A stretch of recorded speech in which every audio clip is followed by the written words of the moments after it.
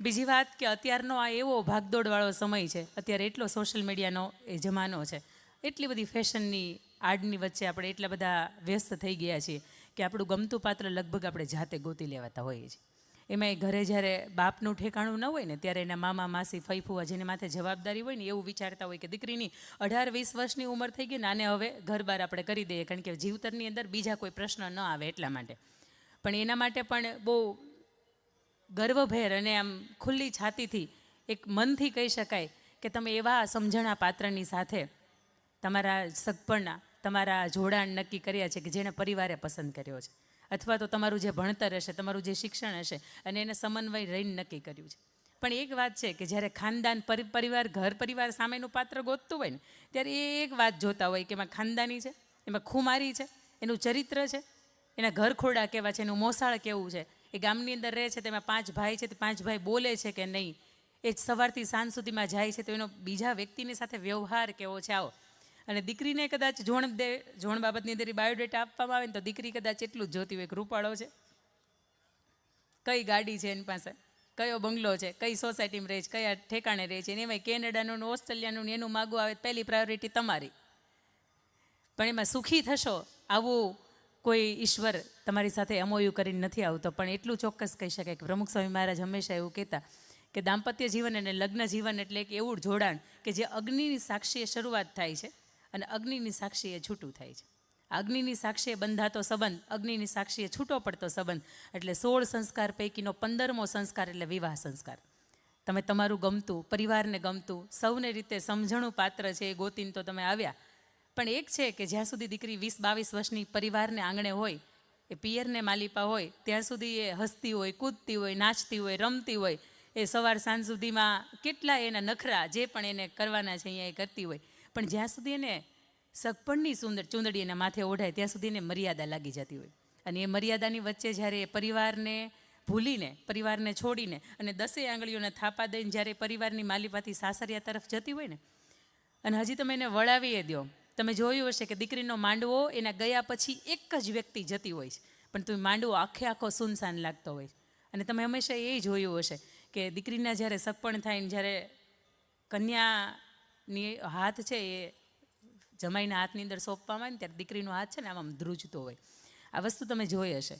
એનું કારણ એકમાત્ર એટલું જ હોઈ શકે કે આજ સુધી આ હાથ છે, આ સુધી આ શરીરનો સ્પર્શ છે ને એ માત્ર મારા ભાઈએ કર્યો છે ને માત્ર મારા બાપે કર્યો છે. આ સિવાય દુનિયાનો કોઈ ત્રીજા પુરુષનો હાથ, કોઈ ત્રીજા પુરુષનો સ્પર્શ છે ને મારા હાથને નથી થયો, મારા શરીરને નથી થયો. એટલે ધ્રુજતો હાથ તમને એ નથી સૂચવતો કે મારી દીકરીની ક્યાંક નબળાઈ છે, એ ધ્રુજતો હાથ તમને એ સૂચવે છે કે મારું ચરિત્ર કેટલું ચોખ્ખું છે. એના પછીની વાત કે જ્યારે લગ્નના માંડવા નખાય અને દીકરી છે સરસ મજાના ધર્મ, અર્થ, કામ ને મોક્ષ 4 ફેરા ફરીને એ સાસરીએ જતી હોય ત્યારે એ માંડવડાની અંદર જ્યારે માંડવો વધાવી લે, 10 આંગળીઓના થાપા દે દે અને સૌથી છેલ્લો એના બાપને મળતી હોય છે. કદાચ કોઈ વ્યક્તિ એને પૂછે કે તને તારો બાપ તો સૌથી વધારે વાલો છે, તો સૌથી છેલ્લે કેમ એને મળવાતું રાખે છે?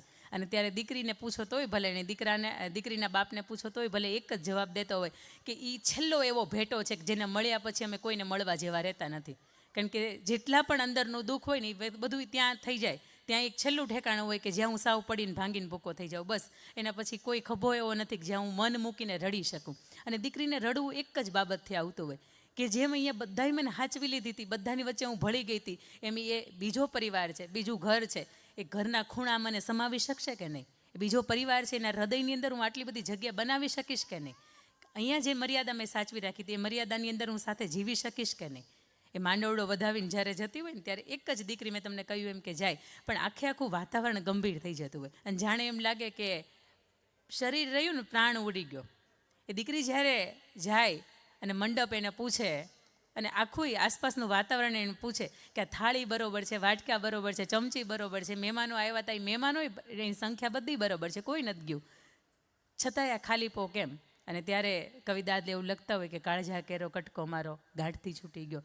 કોઈ દુનિયાનો બાપ એવો નથી કે એને એમ થાય કે મારા દીકરીને હું મારાથી દૂર કરું. પણ ચોક્કસ એટલું છે કે સમાજની વ્યવસ્થા મુજબ જે દીકરીના જન્મ જે આંગણે થયો હોય, જે ગામની માલિપા થયો હોય, આપણી સંસ્કૃતિ એવું કહે છે કે દીકરીના અગ્નિ સંસ્કાર એ ગામની અંદર ન થાય. એના માટે એક બીજું ઠેકાણું એ પારેવડું છે કે 20, 22, 25 વર્ષની ઉંમરે ઉડીને જતું રહે. પણ તું એક પરિવારની અંદર જ્યારે જાય છે ત્યારે એના ઓખણા કરીએ, ત્યારે એના પોખણા કરીએ અને જેટલા હરખથી આપણે એને લેવા જઈએ છીએ ને કદાચ એ હરખ આપણે આખી જિંદગી એને સાચવવાના એને સમજવામાં ચૂકી જઈએ છીએ. અહીંયા મારે વાત કરવી છે કે એક દીકરાની માં કેવી હોય અને એક દીકરીની માં કેવી હોય. એક બહુ મજાનો નાનકડો જીતુભાઈ એક પ્રસંગ છે કે દીકરાના લગ્ન થયા અને દીકરી પરણીને સાસરે ગઈ. પછી રોજ સવારમાં સાસુબાને સાચવે, ગરમા ગરમ ભાખરી જમાડે, બપોરે સરસ ગરમા ગરમ જમાડે અને સાંજેના પગ દાબી દે, ઊંઘાડે. પણ 6-1 મહિનાનો સમય થાય ને એટલે એક વખત એ કોર ઉપર બેઠા બેઠા સાસુમાં એવું વિચારતા હતા કે ક્યાંક મને એવું લાગે છે કે મારો દીકરો બહુ હવે એના પત્ની તરફ જતો રહ્યો છે. પહેલાં તો કેવું હતું કે રવિવાર હતો ને તો મને પૂછતો કે મમ્મી ક્યાંય જાવું છાંટો મારવા, અને હવે તો એ આવી ગઈ પછી એને બેયને જવાનું હોય એટલે મને પૂછવાનું રહી જાય છે. એટલે સાંજે એમના સસરા ઘરે આવ્યા અને એણે પૂછ્યું કે કેમ આ મૂંઝાયેલી બેઠી છો? અને ત્યારે એના પેલા એવું કહે છે, સાસુબા એવું કહે છે કે ના ના કશું નથી થયું. ના ના બોલને કંઈ તને તકલીફ થઈ? દીકરાની વહુનું નામ શ્રદ્ધા હતું કે શ્રદ્ધાએ તને કંઈ કહ્યું? ના ના મને કશું કોઈ નથી કહ્યું. તો કે તારા ચહેરા ઉપરથી મને કેમ એવું લાગે છે કે તું મૂંઝાઈ ગઈ છો? હા એક વાત છે કે આજે તમે પૂછી છે ને તો હું કહી દઉં. શું વાત છે? એટલે તરત એવું કહે છે કે મને એવું લાગે છે કે 6 મહિના લગ્ન ના થયા એટલે આપણો દીકરો અડધો એનો થઈ ગયો ને એવું લાગે છે. કારણ કે હવે એના પિયરમાં જવાનું વધી ગયું, રવિવાર થાય તો અઠવાડિયામાં એક દિવસ આપણી સાથે વિતાવતો હવે એની સાથે એને જવાનું વધી ગયું. હવે દીકરાઓ આપણને એટલો સમય નથી આપી શકતો એટલે મને એવું લાગે કે અડધો દીકરો આપણો એનો થઈ ગયો અને આખી જિંદગી જશે ત્યાં સુધી મેં સાવ એનો થઈ જશે તો આપણો આધાર છે એ વિખાઈ જશે. અને ત્યારે સસરા બહુ શાંતિથી એને પૂછે છે કે એ 6 મહિનામાં આખી આપણી થઈ ગઈ તને ન દેખાણ? 6 મહિનામાં આપણો દીકરો અડધો એનો થઈ ગયો. જો તારી આની ઉપર ધ્યાન જતું હોય તો શ્રદ્ધા આખી આપણી થઈ ગઈ છે. એ ક્યાં ઉછરી છે, કઈ જ્ઞાતિ છે, કઈ જાતિ છે, એનો સંસ્કાર કેવા થયા છે, એનો ઉછેર કેવો છે, આ બધું ભૂલીને 6 મહિનામાં માત્ર એની અટક ને એનું નામ ને એનું સરનામું ને એનું ઠેકાણું ને એનું ગામ એનું ગોત્ર આ બધું જેમ જેમ બદલાયું એમ સાથે આપણું બધું જ એ આપણામાં સમાઈ ગઈ છે. તને ન દેખાયું? અને ત્યારે સાસુબાને એવું થઈ ગયું નહીં સાચી વાત છે કે મેં મારું ગરમ ઓગાળેલું દૂધ તો રાખ્યું હતું ને સાકર થઈને આવી અને ઓગળી ગઈ અને સરસ મજાનું મીઠું દૂધ બની ગયું. મારું આની ઉપર કેમ ધ્યાન ન ગયું? એક દીકરાની માં આવી રીતની હોય કે મારો દીકરો અડધો એનો થઈ ગયો. પહેલાં કારેલાની શાકી જમતો નહીં પણ હવે પેલી બનાવે ને તો એ જમે એટલા માટે કે આપણે એના બીટીયાન બધું સાથે નાખીને સુધારી નાખતા હતા. અને એ આવીને તો સરસ થોડીક અપડેટ થઈને આવી કે એની અંદર પંજાબી મસાલો નાખીને ભરીને સુધારે છે એટલે એને શાક ભાવે છે. એમાં નવાય નહીં પણ ત્યાં ગૌરવ કરાય કે આ 20 વર્ષથી મારા હાથનું જમતો નહોતો ને એને આવવાથી જમવા મળ્યો તો સારી વાત છે.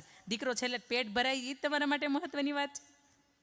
એને પછી વાત કે દીકરીની માં કેવી હોય. અને અત્યારે તમે લગભગ પેપરની અંદર વાંચતા હશો ને તો એમાંથી તમને આવે કે ગુજરાતની અંદર 10માંથી 3 લગ્ન જીવન છે એ દર વર્ષે ભાંગે. એટલે આ રેશિયો છે ગુજરાતમાંથી 10માંથી દર 3 લગ્ન જીવન છે ને એ વર્ષના અંતે એ ક્રાઇટેરિયા મુજબ ભાંગે છે. તો એનું કારણ શું છે? લગભગ અત્યારે સમાજ એવું જ કહેતો હોય કે એમાં દીકરીની માં છે ને એ વધારે જવાબદાર છે.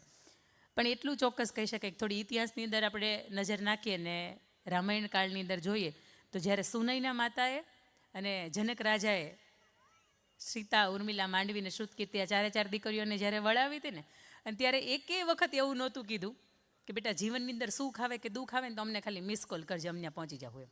બોલો હા કે ના? સુનયના માતાએ આવી વાત કરી હતી. સુનયના માતાએ ખાલી એને એટલું જ કીધું બેટા જીવનની અંદર સુખે આવશે ને દુઃખે આવશે. તમે તમારા ઘરેથી અહીંયા સુધી આવ્યા છો, બોલો રસ્તામાં ખાડા આવ્યા હતા કે નહોતા આવ્યા? હા કે ના? રસ્તામાં ઘડીક તડકો આવ્યો હતો, થોડીક વાર ઊભા રહી ગયા સિગ્નલ ઉપર તો ક્યાંક છાંયો લાગ્યો હતો. મને એટલી ખબર પડે કે તમારા 10 મિનિટના પ્રવાસની અંદર આટલું બધું આવે તો આ તો જીવનનો પ્રવાસ છે. સ્વીકારવું જ પડે. આમાં આવે જ તડકોય આવે, છાંયોય આવે, ઠંડી આવે, ખાડોય આવે, ટેકરોય આવે, ચઢાણવાળોય આવે અને થોડીક વાર હાવ બેહી જવું પડે ને આવો સમય આવે.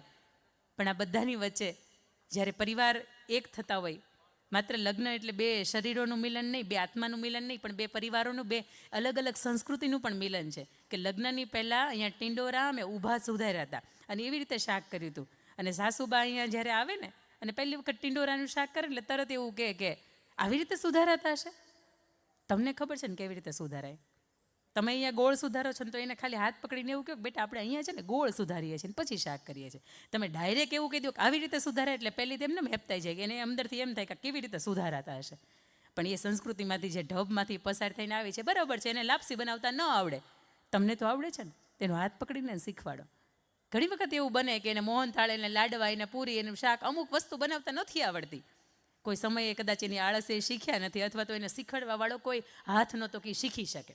પણ તમે તો એવા છો ને કે એને શીખવાડી શકો છો. ત્રીજી વ્યક્તિને ખબર એ શું પડે? જેઠાણી બાને ઘરમાં શું ખબર પડે કે એને નથી આવડતું? પણ વાત મારે કરવી છે કે દીકરીની માં કેવી હોય. દીકરીની માં છે ને 2 રીતની હોય. એક માં એવી હોય કે દીકરી સાસરે જાય, ફોન કરે કે અમારું ઘર પરિવાર વ્યવસ્થિત છે, આમ છે તેમ છે, સરસ કમાય છે, અમારું સરસ મજાનું ઘર ચાલે છે, કોઈને કાંઈ તકલીફ નથી થતી, મને બધા બહુ સાચવીને રાખે છે. પણ એક છે કે નાના ભાઈ છે ને, એને થોડુંક હમણાં કરજ થઈ ગયું છે ને વાત કરે છે કે જુદા થઈ જવાની. મારા ઘરવાળો તો સવારથી સાંજ સુધી જાય, બિચારા સાંજ પડે આવે, એ વધારે કમાય છે ને એની ઉપર જ આખું ઘર હાલે છે. એટલે એ દીકરીની માં શું કહે ખબર? બરોબર છે, આપણે જ એવું કહેવાય કે આ જુદું થઈ જ જવું છે, આપણે આપણું કરાય, બીજાનું જે થતું હોય એ થાય. એક માં આવી હોય અને બીજી માં આવી હોય કે દીકરી એના લગ્ન થાય ને એટલે સાસરે જાય અને લગ્ન પહેલાં ખૂબ વજન ઉતારે, પણ ઉતરે નહીં, 1 કિલોય ન ઉતરે. સાસરે જાય ને 2-4 ત્યાં પ્રસંગો હતા, મામા માસી ફઈફુ અને પ્રસંગો હતા, એટલે 20, 22, 25 દિવસ રોકાઈને પછી પિયરમાં આવે. પહેલી વખત લગ્ન થયા પછી પહેલી વખત પિયરમાં આવે છે. એટલે 6-7 કિલો જેટલું વજન ઉતરી જાય ને બધાને પૂછે કે અરે તારે આટલું બધું કેમ વજન ઘટી ગયું? એટલે દીકરીથી રહેવાય નહીં ને, એટલે પછી છેલ્લે એ કે એ ઘરની અંદર કાં તો હું રહીશ અને કાં તો મારા સાસુ રહેશે. એટલો બધો ખરાબ સ્વભાવ છે, એટલો બધો ખરાબ સ્વભાવ છે. અહીંયા ઘણા બેઠા છે ને એને લાગુય પડતો હશે આ વાત. નહીં હો, તમને 2 હાથ જોડું, તમને નથી કહેતી, પણ આ વાતના માધ્યમથી મારે તમને શું કહેવું છે ને એ કહીશ. એટલો બધો ખરાબ સ્વભાવ છે, એટલી બધી નાની નાની વાતની અંદર રોકટોક કરે કે મને ખબર નથી પડતી કે મારી એની યાર કેમ રહેવું. એટલે કાં તો એ ઘરની અંદર મારા સાસુબા રહેશે ને કાં તો હું રહીશ, અને જો તમે મને બળજબરીથી મોકલી તો હું ટકીશ નહીં અહીંયા વધારે, અને તમારું ઘરે નહીં આવું. એટલે દીકરીની માને ચિંતા થઈ, કારણ કે સાડી, માત્ર માતાની સાડી પહેરી લેવાથી મમ્મી જેવા તમે નથી દેખાતા. એ તો મમ્મીએ જેટલું સહન કર્યું છે ને એમાંથી તમે પસાર થાવ ને ત્યારે તમે તમારી માની બીજી પ્રતિકૃતિ બની શકો. પરંતુ એ સાડી ઓઢ્યા પછી, એ પાનેતર ઓઢ્યા પછી, એ ચુંદડી ઓઢ્યા પછી ત્યાં જઈને પાછી આવે ને એવું કે મારાથી ઘરમાં હવે 2 વ્યક્તિની સાથે નહીં રહેવાય. એટલે તરત જ દીકરીની મા એને પૂછે તને તકલીફ શું છે? એટલે દીકરી તરત તકલીફ કે નાની નાની વાતની અંદર રોકે, મને સવારમાં ઉઠવામાં 5 મિનિટ મોડું થાય તો આખો દી બગાડી નાખે, સવારમાં વધ્યું ઘટ્યું હોય તો એ મને ચા આપે, આ કેટલી બધી તકલીફો. એટલે દીકરીની મા હતી ને બહુ સરસ સમજણી હતી. એટલે તરત એણે કહ્યું કે બેટા તું અહીંથી જા ને, અઠવાડિયું રોકાઈને તું અહીંથી જાશ ને એટલે તને સરસ મજાનું એક પાવડરની ડબ્બી આપીશ, એ તારે લેતી જવાની છે. અને તારા સાસુબા જમવા બેસે ને એટલે સવાર સાંજ ને બપોર, રસોઈ તો તારા જ હાથમાં છે, સવાર સાંજ ને બપોર થોડો થોડો પાવડર છે ને તારે એને જમણવાની અંદર નાખવાના. અને પત્તું જો 3 મહિનાની અંદર હજી તો આટલું બોલે ને કે અરે વાહ, હું આવું જ ગોતતી હતી કંઈક, કોઈને કાંઈ ખબર ન પડે, મારું નામ એ ન આવે ને, માં તું કેટલી હોશિયાર છો, કેટલી ડાય છે, એમ કરી દીકરી કોઈ દી બધ નહોતી ભરી ની, માને આજ બધ ભરી ગઈ. એટલે માં એવું કહે છે કે બેટા સાંભળ, 3 મહિનાની અંદર તારે એક બીજું નાટક કરવાનું છે. તારો પ્રશ્ન છે ને 3 મહિનામાં સોલ્યુશન લાવી જ દેશ, પણ તારે આ 3 મહિનાની અંદર એક નાટક કરવાનું છે. આ મમ્મી બોલ લે, તું નાટક શું કરો, તું કે કરું બોલ. તારે ડાઈ ડમરી વહુ થઈને રહેવાનું. તારા સાસુબા એમ કે કામ કરવાનું છે એટલે તરત જ એમ કે હા બા આમ કરવાનું છે. તારા સાસુબા એમ કે ઓલું કરવાનું છે એટલે તરત જ હા એમ. તારા સાસુબા જે અડધો શબ્દ ન બોલે ને એ પહેલાં તારી કામ હોતી પતાવી દેવાનું. કાંઈ વાંધો નહીં, ચાલો મારે 3 મહિનાની અંદર આનું સમાધાન જોઈએ છે, તમે કે ને એમ કરશો. દીકરી અઠવાડિયું રહીને એના સાસરે તરફ જાય, અને સાસરે જઈને તરત જ એવું કે 2-4 દિન કહીને કહેતા ને અઠવાડિયે હા બા ભૂલ થઈ ગઈ, હવે બીજી વખત જાશ ને તો તમને પૂછીને જાશ.